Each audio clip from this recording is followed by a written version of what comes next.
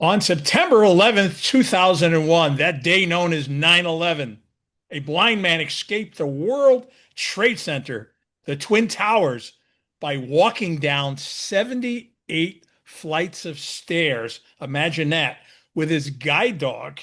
And days later, America fell in love with him and his dog Roselle and the special bond that helped them both survive one of the country's darkest days.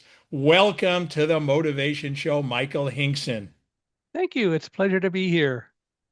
Well, Michael, I have to tell you, when I think about my most interesting story, it kind of pales in comparison to actually having to find your way down 78 flights of stairs.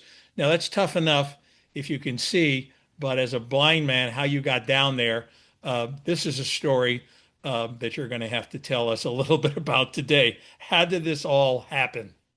Well, sure. Actually, it's no tougher for me generally than it would be for you.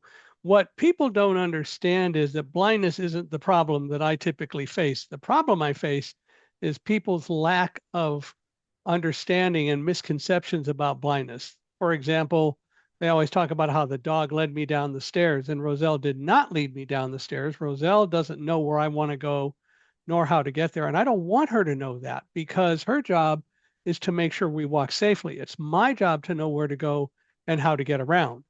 And I spent a lot of time, unlike most people, when I began working in the World Trade Center and I was hired to open an office and hire a staff and so on and set up a facility for a company. So when we opened it in the World Trade Center, I spent a fair amount of time uh, walking around the World Trade Center, a lot of times not even with my guide dog, but rather with a white cane because the dog will avoid things that I might want to find, like where shopping kiosks are down between the towers and what was sort of a shopping mall, finding other places. But I also talked to the Port Authority security people, the police, the fire people, emergency preparedness people, and others, so that I knew, absolutely knew everything I could know about the World Trade Center, including all of my options, even though we never expected there to be an emergency. But the point is, there was. And when it happened, and it took me a long time to realize this, but a mindset kicked in that said, you know what to do. You don't need to fear it. And so I was able to actually control fear and use it as a way to help me focus and get down the stairs and also interact with my dog. And so when the World Trade Center was hit, I was in my office. We were going to be actually doing some sales seminars to teach our reseller partners how to sell our products. And What that company is this? company was called Quantum Corporation. And um, I'm not sure what exactly they're doing anymore. If I assume they're doing something, but at the time, we made the products that people would use to back up all of their computer data across their networks.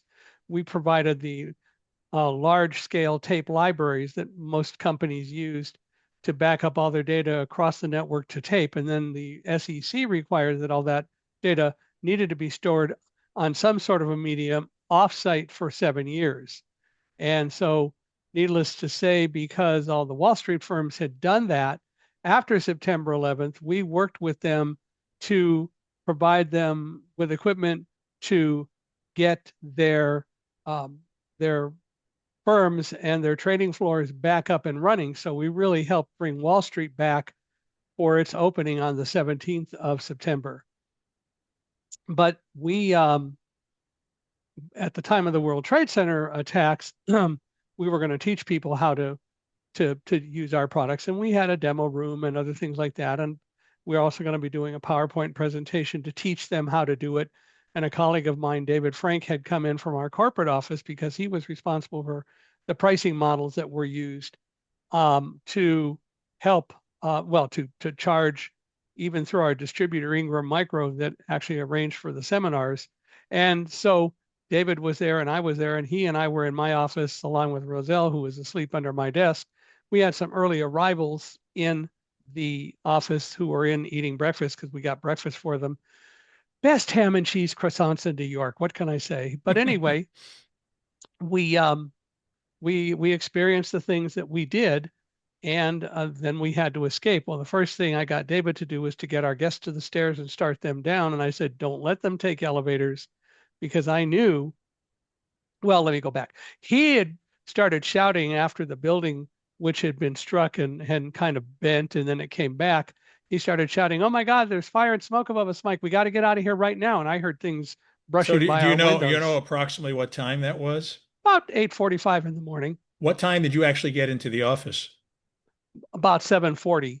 Ooh, early riser. Well, I was actually supposed to be in earlier to have a little bit more time to prepare.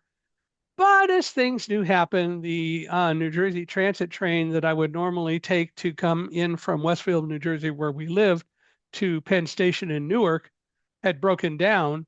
So I ended up getting there at the usual time that I got into the office. Instead of coming in at about 7:10, I was there at 7:40, but that's okay. But we got in time to do the things that we needed to do. And at 8:45, I was literally reaching for stationery because the security people wanted a list of everyone who would be coming to the seminar, and they needed it faxed to them on letterhead so that they had an absolute solid copy and a trusted copy of the people who would be there. And then when somebody came to say at the security desk in the lobby of Tower One, I'm supposed to go to the quantum office on the 78th floor, the security people would say, "Let me see your ID." And they'd compare the picture, they'd compare the name with our list, and then they would give them a badge so that they could get to the elevators and come up. And so we were prepared to create that list. And literally, I was reaching for letterhead when we kind of heard a muffled thump and explosion. And the building sort of shuddered. And then as I'm tipping my hand toward the camera, that's what the building started doing. It started tipping.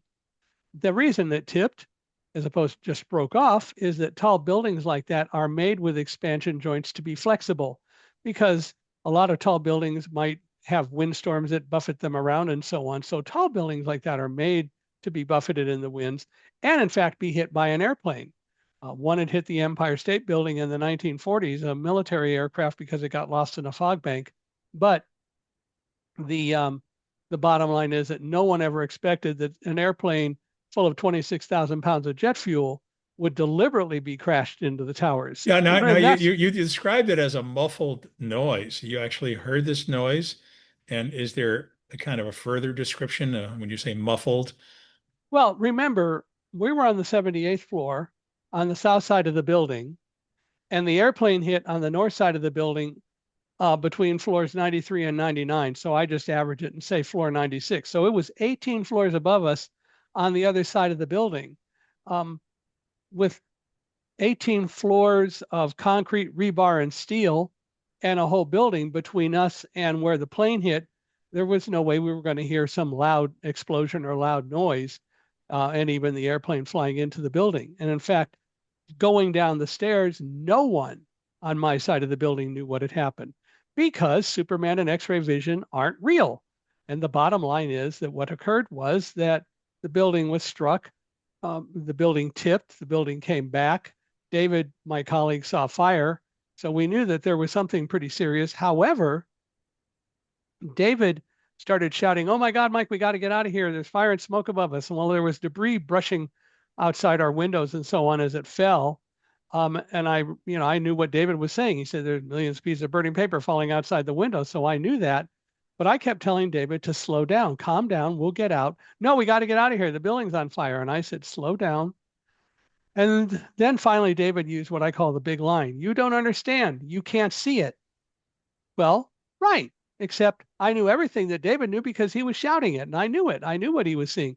The problem wasn't that. The problem was what David wasn't seeing, namely, sitting next to me, a dog wagging her tail and yawning and going, "Who woke me up? I was sleeping real good. And now all of a sudden, what's going on here?"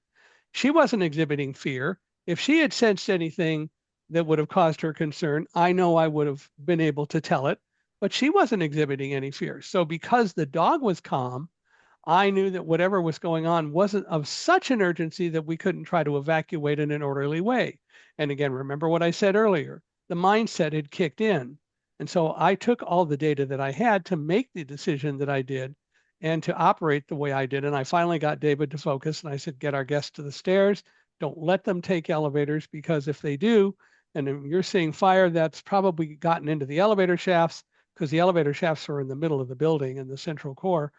And if the fire got into the elevator shafts, anybody in elevator cars is going to perish. So he did get them to the stairs. And while he was doing that, I called my wife Karen at home. And of course, the media hadn't gotten the story yet. It was only like now about 8:47. I know that time because I saw the phone bill later when I called her.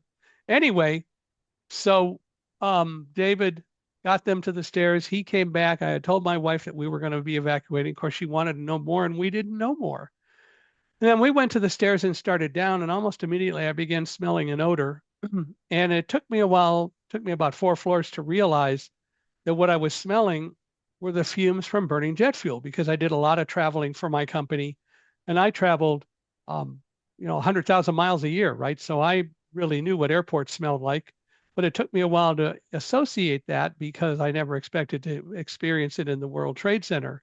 But when I observed that, I mentioned it to the other people on the stairs, and they said, yeah, you're right. It's burning jet fuel. So We can I must have take been. you back a little bit? Sorry to interrupt here, but you're walking down 4 flights of stairs calmly with your hand on the rail and your other hand on the guide dog. Take us, through how you're actually getting down those steps. Well, there was no rail on the right-hand side, so Roselle was by the rail. So I was just um, using the harness and telling her to go forward at every floor or every flight of stairs. There were 2 flights between floors. So you walk down 10 stairs, you turn left 180 degrees, and you walk down 9 more stairs. And How strong was so the odor that, in your, it varied depending on airflow and all that. Sometimes it was fairly strong, and sometimes it wasn't really overly strong. But when we were on the 78th floor, it was fairly strong. It was strong enough to notice. right, And so, as I said, it took about 4 floors to realize that it was the fumes from burning jet right, fuel. right, And when I observed that to others, they said, yeah, we must have been hit by an airplane. You're right. That's burning jet fuel. You see right. what I'm saying? No one knew what was going on. The bottom line is that people on my side of the building had absolutely no idea what had occurred. All the people on the stairs, nobody knew what was occurring as we went down the stairs. Was there panic that you saw from other people and heard? No, because we worked to keep panic from occurring. There was one place about 10 floors down where a woman behind me on the stairs suddenly stopped and she said, I can't breathe. I can't go on. We're not going to make it out of here. And Roselle and I stopped. We turned around, and Roselle gave her kisses, and I and other people literally just had a group hug with her on the stairs, and she was able to keep going. We had some burn victims who passed us on the stairs, and I think we all realized how serious it must be somewhere up above, not knowing why. And that the person who passed us who was burned probably was the person you'd heard about who was standing in front of an elevator when vapor droplets came through and ignited, but was not above where the plane hit, because nobody above where the plane hit got out in Tower 1, and Right, only one person got out in Tower 2. right. But the reality is that again, nobody on my side of the building knew, and we worked really hard. So with that woman, for example, we worked really hard to get her to focus again. My friend David at about the 50th floor suddenly said, Mike, we're going to die. We're not going to make it out of here. And I just snapped at him as loudly and as sharply as I could. Stop it, David. If Roselle and I can go down these stairs, so can you.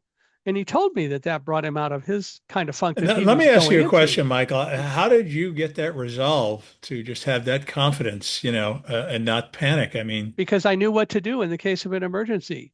And I've always been a person that deals with what I can deal with. And I don't tend to spend a lot of time worrying about all the things I mm, can't, right? mm, So if the building were going to take come action. down, if the building were going to come down on us, nothing I could do about it. Mm, If it weren't going to come down on us, then worrying about it isn't going to make a big mm. difference to me. It's all about focusing on what you can control Wow. and not worrying about the things that you can't. Now that's a lot easier said than done. You do realize that, right? That But I learned how to do that. yeah, yeah. I've had look, I cross streets every day, walking across the streets, Good point. The and streets in New York, not just not any New York, streets. not New York so much as Boston, but Boston, okay. I would cross streets, and I could be in the middle of a street having not heard a car, and knowing that the traffic was going the way I wanted to go. And suddenly I can hear a car coming and whizzing around a corner. Do I back up or do I go forward? Suddenly I have a surprise. I've learned how to deal with that stuff. And what I'm saying is that everyone should learn how to do that. No one should just rely, for example, when they're in a building, on reading the signs to tell you where the emergency exits are. If you're going to be in that building or in that environment for any period of time, learn all of it. Learn what to do. Because if you do that, you'll be able to learn to focus as I did. And that's the whole point. And in reality, that's the main subject of the book that I published last year, which is my third book called Live Like a Guide Dog. True stories from a blind man and his dogs about being brave, overcoming adversity, and moving forward in faith. The issue is you can learn to control fear. You don't need to let it, as I would put it, blind you or overwhelm you. You don't need to let the unexpected create a situation where you're not able to make decisions. You can learn by your own, listening to your own inner voice. Let me ask you a question. There was a book, it was called Feel the Fear and Do It Anyway by Dr. Susan Jeffers. I had her give a seminar for me back in the late 1990s, a classic book, sold probably a few million copies. And just by the title itself, it's telling you not to eliminate the fear, just Correct. Feel the fear, acknowledge the fear, and just move ahead anyway. Is that kind of what you're saying? Except the only other step I would take is feel the fear, acknowledge the fear, and use it to help you focus. And that way you're using your fear. I will never tell people don't be afraid. I got to tell you, all the way down the stairs, I was listening in case that building decided it was going to try to collapse, but I didn't worry about it. And I also had something else that helped me not worry about it, and that is I was working with a guide dog. We work as a team. The dog's job, as I said earlier, is to make sure that we walk safely, but it's my job to know where to go and how to get there and to be the team leader. So it's my job to encourage the dog, tell the dog I'm okay. And all the way down the stairs, I kept saying, good girl, Roselle. What a good dog. Keep going. What a good dog. So your dog is going to react to you. And my dog is absolutely going to react to me. And she's going to lead you that way. Yeah. She's going to guide you, I should say. Yeah. But the point is that she's looking to me for direction. She's looking to me as the team leader. Yeah. And that is my job, to be the team leader. Dogs like to know the rules. They like to know what we as people expect of them. They want us to be the pack leader. Right. Can I go back a little bit? Seriously. Can I go back a little bit and establish actually how you became blind? And are you fully blind? And have you always been fully blind? I've been blind my entire life. I was born 2 months premature and put in an incubator, which caused blindness because a pure oxygen environment can cause retinas to malform. Okay. Back at the beginning, back in 1950, medical science wasn't ready to accept that pure oxygen might be a bad thing for a long period of time. Yeah. So you're not legally blind. You're born fully blind, right? Well, it's the same thing. The reality is that people are blind or they're low vision. Now, a lot of people say visually impaired, which is the most disgusting terminology I've ever heard, because I'm not impaired and I'm visually not different, which is why the whole term definitely not impaired. I mean, boy. But the issue is that when people use that term visually impaired, they're immediately implying I'm less than you. Yeah. Now, let me point out, you have a disability. Your disability is you're light dependent. And if the lights aren't on, if the power suddenly goes out, you're in a world of hurt until you get a light source. Thomas Edison invented the electric light bulb so that you had light on demand when you needed it, and when the people around you had light on demand when they needed it. But the reality is that's still a disability. It's just that there's so much light on demand available that your disability is covered up. It doesn't change the fact that it's there. We really need to change our definition and our view of disability, because disability does not mean a lack of ability. My diversity friends say it does. And when they do, I say, then tell me, if dis means a lack of, what about decipher, discrete, and discern, for example? The last time I checked, discrete isn't a lack of crete. The bottom line is disability is a characteristic that everyone has in some way or another. It manifests itself differently for different people, but I am not any more impaired or less capable than you are. Yep. Unless you don't give me information and give me the data that I need in order to function appropriately, or if you don't provide me with equivalent technology to what you use in order to function and live in the world. And that happens all too often because people think If you're blind, you can't do stuff. That's why the unemployment rate today among blind people is probably in the 50% range. It's not that blind people can't work, it's that sighted people think blind people can't work. When it was discovered I was blind, my parents were told to send me off to a home because no blind child could ever grow up to amount to anything in society. And my parents rejected that concept, and I'm glad they did. Yeah, absolutely. So let's talk about Larry King, because I understand that you were featured on Larry King Several five times. times. 5 times, yeah. That's a lot. And my first book called Thunderdog, the story of a blind man, his guide dog, and the triumph of trust with at Ground Zero, was published in 2011, and Larry wrote the foreword for that book. Oh, wow. That's great. And so how was it like being on Larry King show? What did you talk about the first time? What was he Well, the most first time, intrigued by? well, the first time we talked about guide dogs and Roselle getting me out, and he had some misconceptions, like he said that all the guide dog schools are really based, and the school that leads all of them is in Rochester, Michigan, which is not true. Rochester has a guide dog school called Leader Dogs, but Guide Dogs for the Blind in California and Oregon has nothing to do with Leader. What we learned was that the best way to work with Larry is to provide him with questions in advance, which we did. But Larry was intrigued with me, and we had a number of conversations. And the last time we chatted on the 5th anniversary of Tower One, or of the World Trade Center attacks, I had asked him about writing a foreword for the book when I got to it, and I couldn't even get the sentence finished before he said absolutely. And he did. He wrote a great foreword for it. That's wonderful. So how does it feel to be recognized or known as an international hero? And you've been awarded a lot of right, top organizations worldwide. How does that feel? Well, I appreciate it. It's an honor, but my job nowadays, because we're living in a society where we have a whole generation that doesn't have any memory of the World Trade Center. What I do as a keynote speaker, and I travel the world talking about trust and teamwork and leadership and inclusion, and of course, telling my story of the World Trade Center. My job is to tell the story in such a way that I bring the audience into the tower with me, describing what happened, and then bringing them out at the bottom. But I want them to understand exactly what happened at the World Trade Center and then why. Because what happened wasn't a religious war, it was a bunch of criminals who decided to try to exert their experience and their feelings on everyone. But that's not the Muslim way, much less any other religion. It wasn't a religious war, it was a bunch of thugs that tried to have It's their a way. radical Yeah, but it's bunch not of the thugs. Islamic way. It's not Of the course not. Islamic way. Of course not. We can't But ever all label too any often, religion. Yeah. but all too often people think it is, and it's not.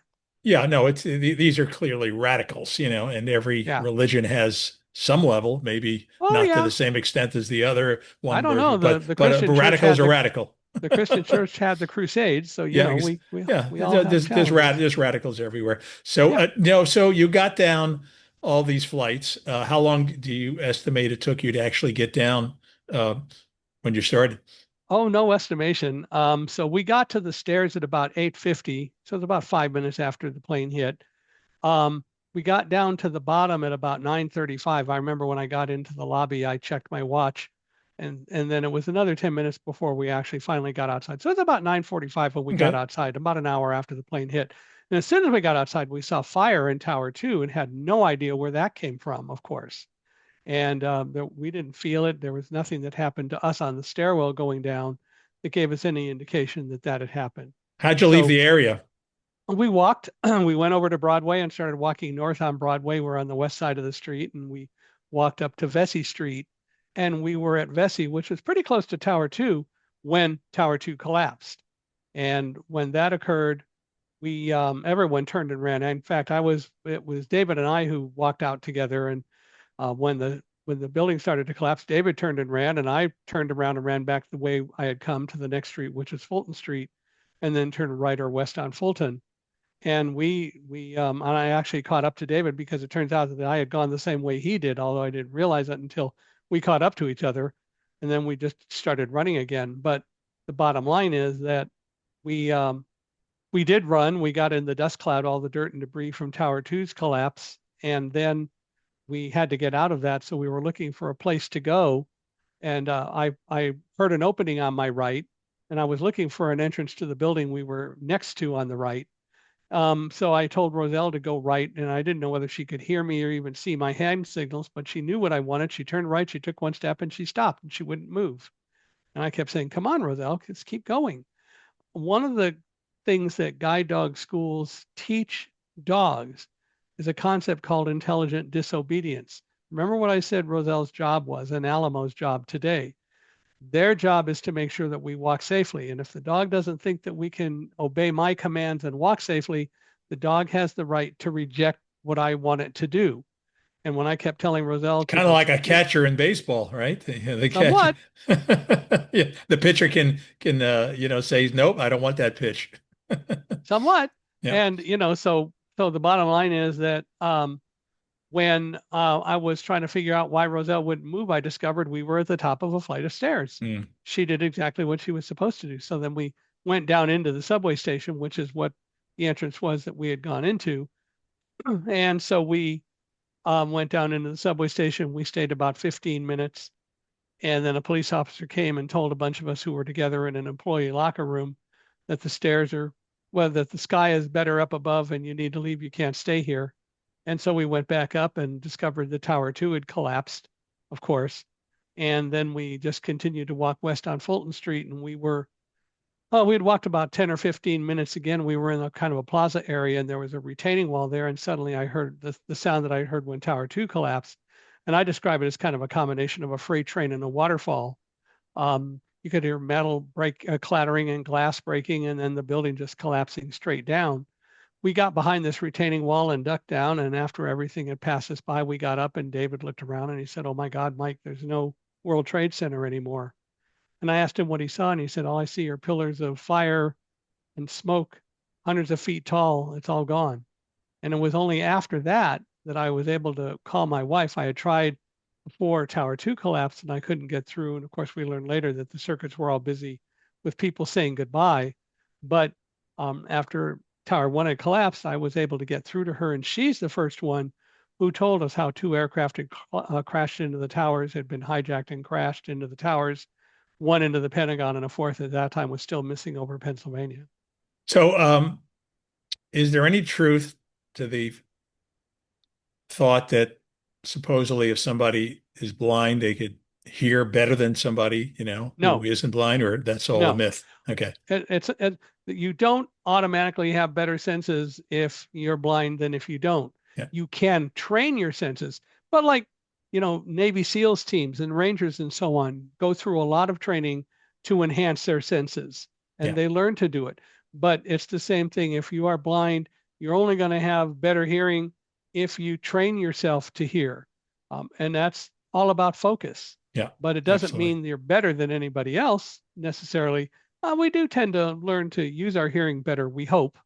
My wife, now my late wife, was always of the opinion that I never listened to her anyway. So Can I ask you a question about your partner, Roselle? So can you describe Roselle better to us? What kind of dog? How old was she at the time that you were in the World Trade Center? Roselle was a yellow Labrador retriever. She was 42 months old when we were in the World Trade Center and escaped. She was born on March 12th of 1998. And of course, then September 11th, 2001. So it was about 35, or well, about 42 months old, 41, 42 months old. And how long She did was, Roselle live for? she lived until June 26th of 2011. Okay. She had a good life. Yes, absolutely. Well, she had a good partner. Well, I hope so. She seemed to be happy with me. Absolutely. So you're on the speaking gigs these days and out there sharing your story, being inspirational as you have been already here on this podcast. I think that's wonderful. You say you're on your third book already? First book was Thunderdog, Yeah. that I mentioned. The second one is called Running with Roselle. We self-published that. Thunderdog was published by Thomas Nelson, which is now part of HarperCollins. Running with Roselle was really a book about me growing up and Roselle growing up and how we met and so on. And that was self-published. Then last year we published through Tyndale House Live Like a Guide Dog. And the idea behind Live Like a Guide Dog really got started when the pandemic hit because I learned that so many people were afraid of the pandemic as they're afraid of so many things. And as I said, I realized that I had never taught people how they can learn to control fear. So Live Like a Guide Dog was published last August. Well, I And have to all tell three you, books are available wherever books are available.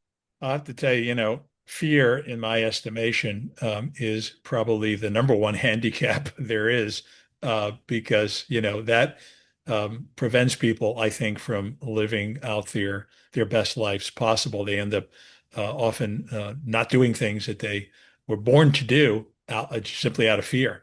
So I think you've given us some great lessons. I think our listeners and our viewers here should go out and get your book. I hope And they I will. think they'll learn a lot from you. And if they want to learn more, they can go on your website. They Tell can us go on about that. to michaelhingson.com, Yep. michaelhingson.com. We have a podcast called Unstoppable Mindset, where inclusion, diversity, and the unexpected meet. And it's worded that way because diversity people generally tend not to deal with disabilities at all. So we put inclusion first because you can't be inclusive unless you are including disabilities. It's all or nothing. There's no middle ground. But the unexpected is anything that doesn't have to do with inclusion or diversity, which is most things. And the whole idea behind the podcast is to try to get people who are in the audience to realize they're more unstoppable than they think they are. They typically underrate or undersell themselves. And so I love to have people come on who are willing to tell their stories, talk about what they do, why they do it, and help show that in reality, we're all more unstoppable than we think we are. And we've had some discussions about fear with people along the way and so on as well. And if people want to come on the podcast, I'd love to have them come on. If they're looking for a speaker to come and speak to their organization, I would love to talk with them about that as well. And in both cases, they can email me at speaker, SPEAKER, at michaelhingson.com. Well, And would love to, to talk with anyone about being a guest. If they know people who ought to be a guest, that's great.